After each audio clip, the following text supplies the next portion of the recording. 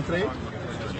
Je suis venu avec mon compatriote pour vous demander de soutenir le peuple togolais dans ses revendications légitimes. Le retour à la Constitution de 92, la Constitution du peuple, de respect des libertés et droits des populations et d'alternance à la tête de l'État. C'est un régime liberticide qui est là depuis 52 ans. Le père parle de 38 ans de partage de pouvoir sans partage. Et le fils est venu depuis 15 ans. Et puis, il ne se passe rien. Oui. Ne criez pas, je suis juste en face de vous. J'apprécie beaucoup. Comme je suis courtois, je viens vous voir, mais à l'égard de nos amis québécois, on va aussi reprendre le cheminement sur ce sujet comme sur tous les autres. Moi, vous savez les principes que nous défendons. Et donc, j'ai eu l'occasion de m'exprimer à plusieurs reprises. Il y a une démarche lancée par l'Union africaine et les représentants de l'Union africaine pour justement qu'il y ait des élections libres et que la Constitution soit respectée, que la Constitution inscrive ce qui est d'ailleurs ce qui a été énoncé par l'Union africaine, c'est-à-dire une limitation du nombre de mandats dans le temps, et que le peuple puisse s'exprimer et procéder à une transition démocratique. Le peuple togolais s'est déjà exprimé déjà en 92 et a voté une constitution à 98% de la population.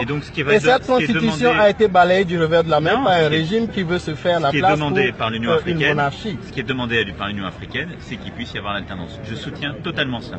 Alors, je ne tomberai pas dans des pratiques à notre âge où c'est la France qui va expliquer à un pays ce qu'il doit faire.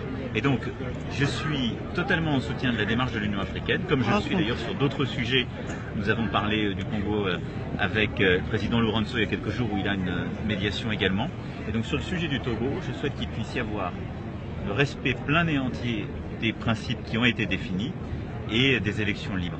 Vous êtes certainement au courant qu'il y a un dialogue qui est en cours actuellement et qui est bloqué par le fait que le régime refuse d'accéder aux revendications des populations, qui ne sont pas compliquées en fait. Faure Gnassingbé, après 15 ans au pouvoir, sans avoir rien fait pour le bien des populations, est rejeté par les populations et il ne veut pas partir et il est en train de faire des plans pour rester et on utilise l'armée pour massacrer les populations. Dites-lui quelque chose, M. Pouya, s'il vous plaît, encouragez M. Macron à faire une sortie pour demander à Faure Gnassingbé de quitter le pouvoir. Nous savons qu'un mot de votre part suffit pour faire partie de ces gens. Là, vous vous trompez, c'est que la France agit, j'agis de manière cohérente depuis le début, c'est-à-dire aussi en respectant la souveraineté de chacun et aux côtés de l'Union africaine. Et je ne répliquerai pas les erreurs du passé. C'est un syndicat de chefs d'État qui veulent assurer le maintien au pouvoir de leurs amis. Mais dites-leur qu'ils n'ont plus le droit de faire ça pour qu'ils comprennent. L'Union africaine, vous savez bien, n'a pas pris cette position-là sur le Togo.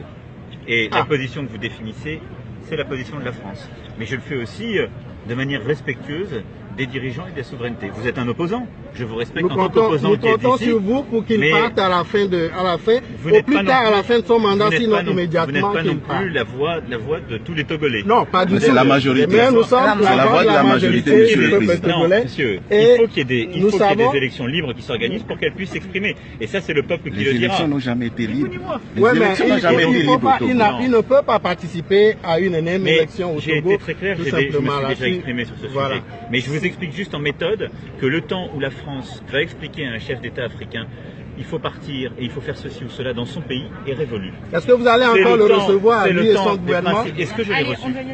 Est-ce que je l'ai reçu en voyage bilatéral ou est-ce que je me suis rendu? Alors, ok, merci monsieur. Il ne faut pas recevoir les Merci beaucoup. Merci. Merci.